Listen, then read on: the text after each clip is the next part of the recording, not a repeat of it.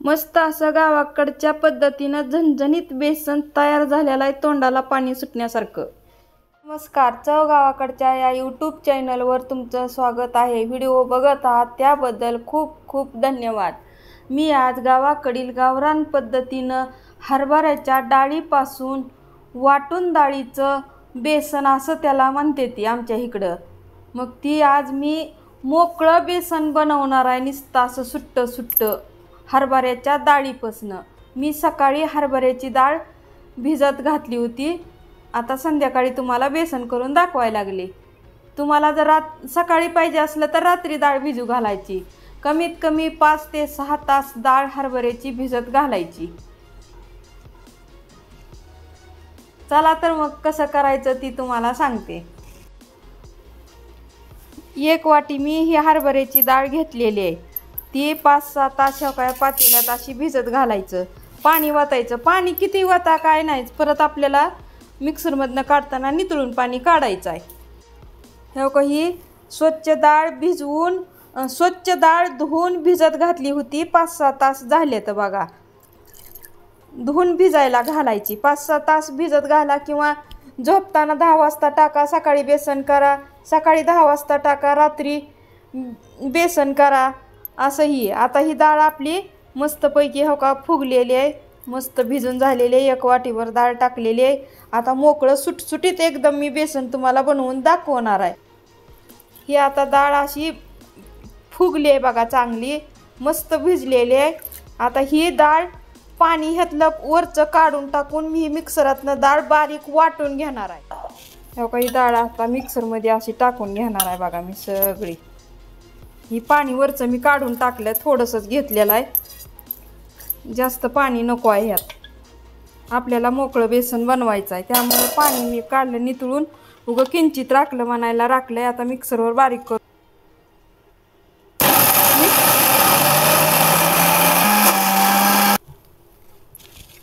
नाही झाली अजून, थोडीशी अजून आता खालची अशी पुसून टाकते चौकडची।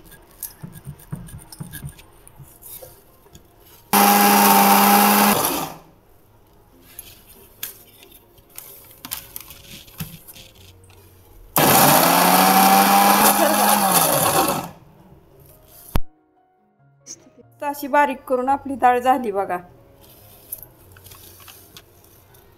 आता ती दुसरं, चला तर मग आता कसं करायचं ती तुम्हाला सांगते। ही मिक्सरमधनं आता आपण डाळ बारीक करून घेतलेली आहे बघा, ह्या का अशी मस्त झालेली आहे बारीक। आता ठेवते आणि आता ह्याच मिक्सरच्या भांड्यात मी सगळं कुटणार आहे। तर ह्या का तुम्हाला सांगते,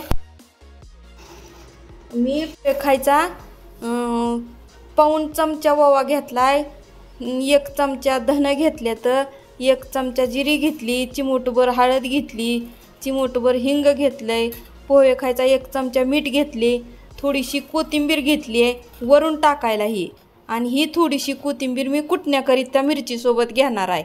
5-6 मिरच्या घेतल्या, 4 पाकळ्या लसणाच्या घेतल्या, धन जिरे अर्धा चमचा घेतलेली आहे, आणि चवीनुसार मीठ घेतलेलं आहे, आणि ही अर्धी वाटी तेल घेतलेलं आहे। आता ही सगळं मी मिक्सरातनं बारीक करून घेणार आहे बघा। हे का ही मिरच्या, लसण, पुन्हा ही ओवा, ही धन आणि ही जिरी, ही सगळं मिक्सरातनं काढून घ्यायची बारीक करून। एवढं ही बेसन छान लागते खायला। हे का हे आता मिक्सरातनं मी कुटून घेणार आहे बघा, थोडंसं टाकणार आहे, उगं लगेच बारीक होतंय, उगं पोहे खायचे 2 चमचेच। आता ही मिक्सरातनं सगळं आपण कुटून घेतलेलं आहे, धन जिरे ओवा लसण मिरची कोथिंबीर ही सगळं कुटून घेतलेलं आहे। आता ही डाळ ही सगळी अशी पेस्ट झालेली आहे आपली, आणि जरा मोठाट बी राहिलं तर चालतंय, काय एवढं बारीक यावं असं काय नाही। आणि ही डाळ पण वाटून झालेली आहे। आता ही मग त्या वाटून डाळीच्या बेसनासाठी लागणारं आपण साहित्य बघून घेऊ। 1 थोडीशी हळद घेतलेली आहे, चिमूटभर हिंग घेतलेला आहे, थोडंसं मीठ घेतलेलं आहे, कोथिंबीर घेतलेली आहे, हे का थोडं कमी नाही तर अर्ध फुलपात्र वाटी तेल आहे, 2 घेतलेत आणि पोहे खायचा अर्धा चमचा जिरी मोहरी घेतली. आता मी कांदा चिरून घेणार आहे. याला काय कांदा तुम्हाला पाहिजे तसा चिरा, बारीक चिरा मोठा चिरा काय असं नसतं.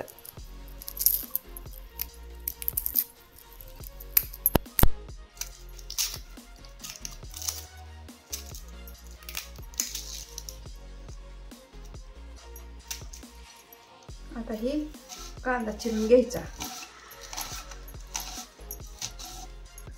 तुम्हाला चाकून कशानं कापायचा येत वस्तूनं तुम्ही कांदा कापू शकता.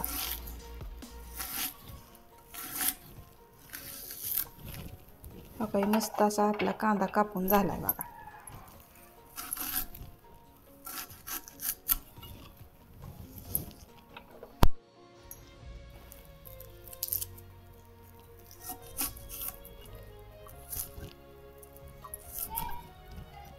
आता ही एक कांदा कापला, आता दुसरा कापते. आणि कांदा कुठल्याही भाजीला भाकरीसोबत खायला एकदम चांगला असतो.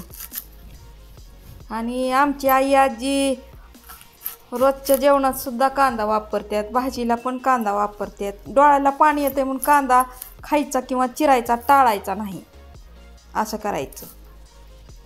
आणि ही बेसन करायची पद्धत 1 नंबर आहे. फक्त ह्याला डाळ भिजत घालायचा ताप आहे. आता हे आपला कांदा चिरून झालेला आहे.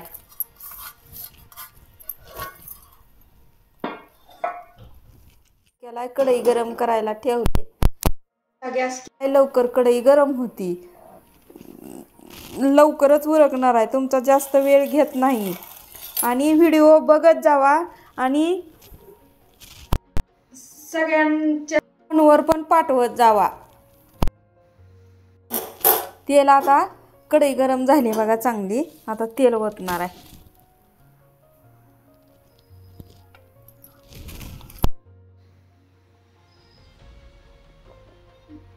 पण भरपूर लागतंय ह्याला.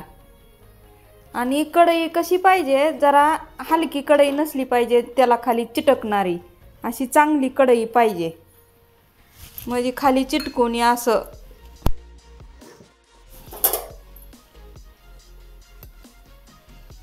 तेल चांगलं तापलेलं आहे. आता जिरी मोहरी टाकणार आहे.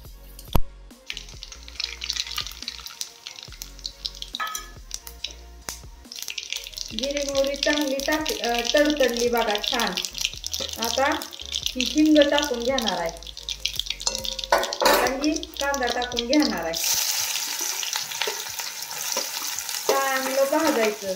ही करायची पद्धत जरा तुम्हाला अवघड जर वाटली तर खायला बी छान आहे आणि करायला बी तशी सोपीच आहे. तर उगं वाटतंय अवघड आहे.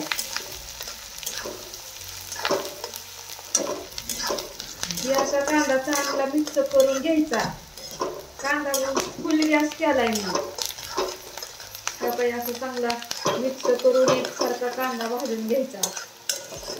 ही बनवायची एकदम पद्धत सोपी आहे. फक्त डाळ भिजत आधी घातली का, आता ही मिक्सरातनं कुटल्याला मी टाकायले ह्या कांद्यात. ही इतकं कुटल्याला छान वास येतोय आणि खायला बेसन पण लय भारी लागतंय बघा. आता ही हळद पण ह्यात टाकायली. तेलात टाकली हळद म्हणजे तेलाचा कलर सगळ्या ह्याला लागतो. आता ही वाटून घेतलेली डाळ पण ह्यात टाकणार आहे मी. काही अशी जरा एखादी डाळ बी राहिली तरी आपली चालते, काय नाही होत त्याला. हे असं कढई सांडशीत धरायची आणि ह्या काही असं मिक्स करीत राहायचं. जोपर्यंत आपलं मोकळं पिठलं होत नाही तोपर्यंत हे असं मिक्स करत राहायचं. कढईला पण चिटकू द्यायचं नाही. मोकळं पिठलं 2 दिवस तरी राहते, खराब होत नाही काय नाही, बिना फ्रीजचं राहते.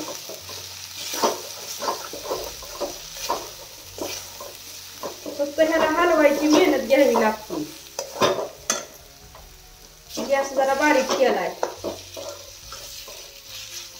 असं करायचं मिक्स सारखं. मिक्सच करत राहायचं कुठपर्यंत, जोपर्यंत आपलं बेसन सुट्ट मोकळं होत नाही तोपर्यंत असं मिक्स करत राहायचं. कुठला बी बाहेर बघा, बाहेरचं आणायचं की किती पैसे जातात. घरच्या घरी कुठला बनवा, खर्चात वेळात खायला भरपूर मिळतंय आणि मिसळून घरी खायला आनंद पण वेगळाच मिळतो. आणि पैशाचा प्रश्न नाही, शरीराला घरचं बनवलेलं एकदम उत्तम असतं. हॉटेलातलं कुठलं बी का टिकतं आणि आपल्या घरच्या वस्तू का खराब होत्यात, तर त्यांनी काहीतरी खराब होणे म्हणून केमिकल पावडरी वापरलेल्या असतात त्या, म्हणून त्यांच्या वस्तू जास्त दिवस किती पण दिवस टिकते त्या. पण ती खाल्ल्यानं काय हानी होती हे आपल्याला माहित आहे का? त्याचं डॉक्टरला सुद्धा निदान लागत नाही. आधी कसं होतं बघा डाळ, आणि आता कशी मोकळी व्हायला लागली. कढईला तर काय चिटकलंय का बघा, का कढईला पण चिटकत नाही आणि एकदम ही मोकळं होणार आहे गाऱ्यासारखं, आणि 2 दिवस खराब पण होत नाही. पण ही गॅस मोठा करून असं मिक्स करतच राहायचं. आता मी मीठ टाकलेलं नाही, आता मीठ टाकायला लागली, कारण आधी पाणी सुटलेलं असतंय आणि पुन्हा मीठ टाकल्यावर जास्तच पाणी सुटल्याने होतंय. तिखट मीठ तुमच्या आवडीनुसार वापरायचं, तुम्हाला कसं खायला पटतं तर त्या पद्धतीनं. आणि ज्या वेळेला वेळ असेल त्या वेळेला हे करून ठेवायचं. तुम्हाला ज्या टायमिंगला वेळ आहे त्या टायमिंगला करायचं. आणि एवढं ही खायला तोंडाला चवच येते. पातळ कडक भाकरी बेसन खाल्लं का एकदम तोंडाला चव येते बघा. हे काही असं मिक्स करत राहायचं. प्रवासाला सुद्धा ही करून बनवून न्या, अजिबात खराब होत नाही. मी असंच काय पण बनवणार आहे, व्हिडिओ करून टाकणार आहे, तुम्ही बघत जावा एकदम आपल्या घरगुती प्रमाण.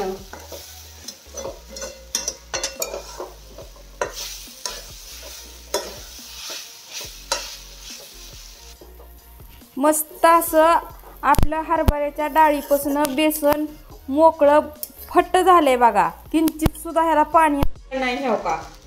आणि बनवून तयार पण झालंय आणि घरभर चांगला धनजिरीचा वास पण सुटला मस्त पैकी. आता मी ह्याच्यावर कोथिंबीर टाकणार आहे. ह्याव का ही कोथिंबीर टाकते, कुटताना पण थोडी वापरलेली आहे आणि आता वरून पण टाकलेली आहे. मस्त आपलं ही बेसन आपलं बनवून झालंय बघा. कढईला पण काय ह्याव का चिटकलं नाही, ह्याव का बघा, आहे का कढईला पण चिटकलं नाही. ही आपलं बेसन बनवून तयार झाले.